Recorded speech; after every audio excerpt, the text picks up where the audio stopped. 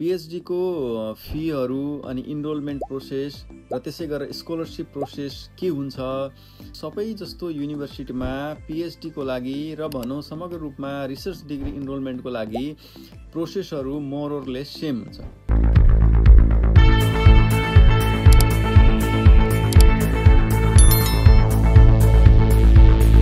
र युनिभर्सिटीहरू अनुसार मात्रै हैन कि तपाईँ जुनसुकै पनि सब्जेक्ट म्याटरमा PhD गर्न खोजिराख्नु भएको छ भने तपाईले इनरोलमेन्टको लागि अथवा स्कलरशिप पाउनको लागि गर्नुपर्ने कामहरू सेम नै हो अथवा स्टेपहरू सिमिलर नै हो।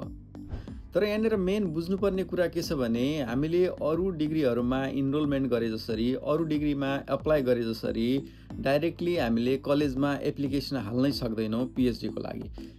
किनभने तपाईले चाहिँ कलेजमा फर्मल एप्लिकेसन हाल्नको लागि अथवा चाहिँ फर्मल इनरोलमेन्ट प्रोसेस गर्नको लागि तपाईलाई पोटेन्शियल सुपरभाइजरको नाम चाहिन्छ। तपाईले जुन मान्छेसँग अथवा जुन रिसर्चर अथवा जुन प्रोफेसरसँग तपाईले आफ्नो रिसर्च गर्न खोजिराख्नु भएको छ त्यो प्रोफेसरले अथवा त्यो रिसर्चरले तपाईलाई एज अ PhD स्टुडेन्ट लिन्छु भनेर एप्रुभ नगरिसक्दासम्म तपाईले युनिभर्सिटीहरूमा एप्लिकेसन हाल्न नपाउने आधार हुन्छ।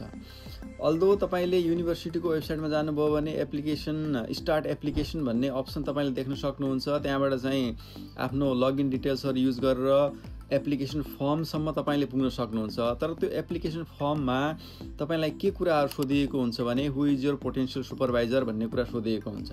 भनेपछि हामीले त्यो कलेजमा फर्मल एप्लिकेसन हाल्नुभन्दा अगाडि नै प्रोफेसर अथवा रिसर्चरलाई कन्ट्याक्ट गरेर are you able to take me as a research student or is there position available for PhD student भनेर त्यो हामीले अलरेडी प्रोफेसरहरूसँग कुरा गरिसकेपछि प्रोफेसरले हामीलाई चाहिँ okay I am ready to take you as a PhD student भन्ने प्रोफेसरले रिस्पोन्स गरिसकेपछि मात्रै हामीले फर्मल एप्लिकेसन हाल्न सक्छौँ। त्यो भएर अरू डिग्री भन्दा यो एप्लिकेसनको प्रोसेस चाहिँ स्लाइटली डिफ्रेन्ट छ। त्यो तरिकाले एप्लिकेसन हुन्छ। अनि अब प्रोफेसरहरूलाई कहाँबाट खोज्ने भन्ने कुरामा के छ भने तपाईले युनिभर्सिटीको वेबसाइटमा जानुभयो भने रिसर्च प्रोफाइलहरू हुन्छ। त्यो रिसर्च प्रोफाइलमा गएर तपाईले आफ्नो रिलेटेड सेक्टरको रिसर्चरहरू त्यहाँबाट खोज्न सक्नुहुन्छ र रिसर्चरको प्रोफाइल हेरेपछि त्यो रिसर्चर सुपरभिजनको लागि एभाइलेबल छ कि छैन भन्ने कुरा पनि त्यो प्रोफाइलमा दिएको हुन्छ। जुन प्रोफेसर चाहिँ सुपरभिजनको लागि एभाइलेबल छ त्यस्तोलाई तपाईले इमेल गर्नुभयो भने तपाईले 10, 20, 50वटा इमेल गर्नुभयो भने एउटा, दुईटा, चारवटा रिप्लाई आउन सक्छ। त्यो मध्ये कुनै प्रोफेसरले तपाईलाई एक्सेप्ट पनि गर्न सक्ला तपाईँको ब्याकग्राउन्ड र अरू स्किल्सहरू हेरेर।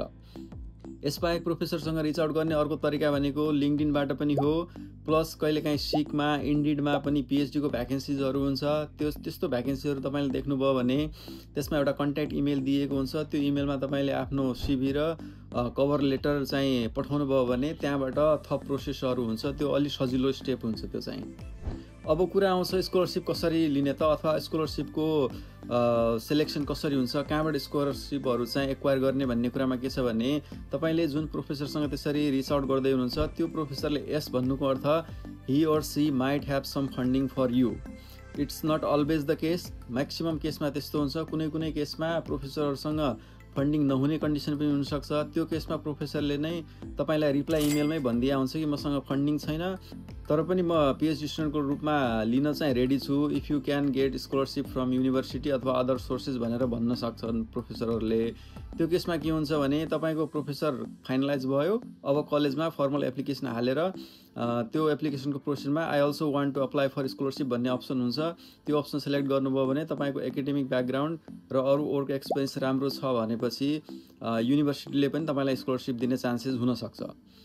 त्यसबाहेक अर्को अप्सन स्कलरशिपको भनेको एक्सटर्नल फन्डिङहरू। तपाईले फन्डर एजेन्सीहरू खोजेर त्यो फन्डर एजेन्सीलाई आफ्नो CV र आफ्नो अरू रिसर्च को चाहिँ EOIहरू सबमिट गरेपछि त्यहाँबाट फन्डिङ पनि पाउने आधार हुन सक्छ।